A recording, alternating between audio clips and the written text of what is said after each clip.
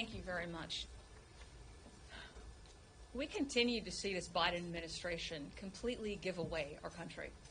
Whether or not that's through small things like the SBA programs that we're now having to force through legislation, a bill that I'm very happy is going to be hopefully on the floor for a vote this week, that we can actually have whistleblowers have an ease of way on the SBA's website to talk about the $200 million that we've given away to fraudsters, to people from other countries who are taking advantage of our country, of our bills, of a weak administration. We continue to see this.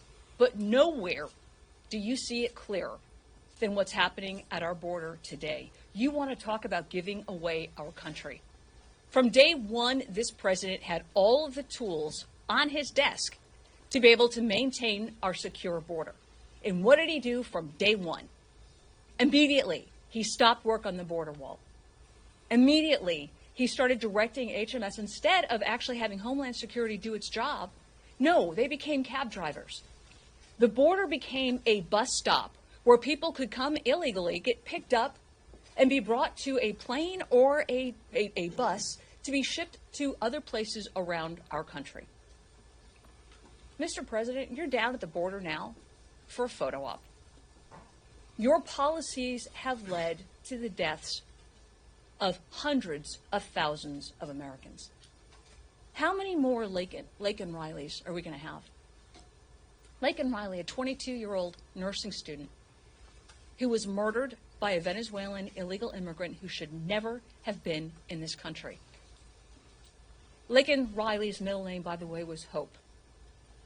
You've taken away her hope. You've taken away her family's hope, and you're down there right now for a photo op.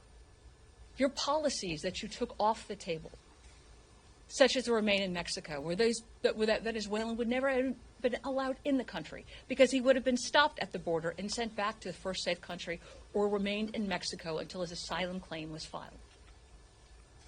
You took away the rights of Immigration and Customs Enforcement to be able to get rid of criminal illegal aliens that were committing crimes within our country. What did you put in its place? Catch and release. Catch and release was great because what that did was it allowed everybody in. Over 10 million illegal immigrants have come into our country since you've been in office. Thousands of pounds of fentanyl have been allowed to enter into our country, killing over 110,000 Americans, 5 Texans each day. You have the power to be able to stop it now. You have the ability, the policies that were there when you got into office to be able to stop this problem, and you haven't done it. Instead, you were down on our border for a photo op.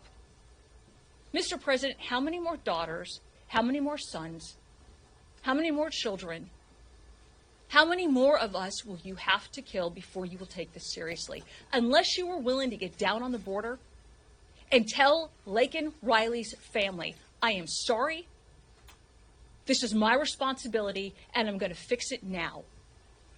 You have no business being president. Our country deserves better. And hopefully in November, we will get it. Thank you.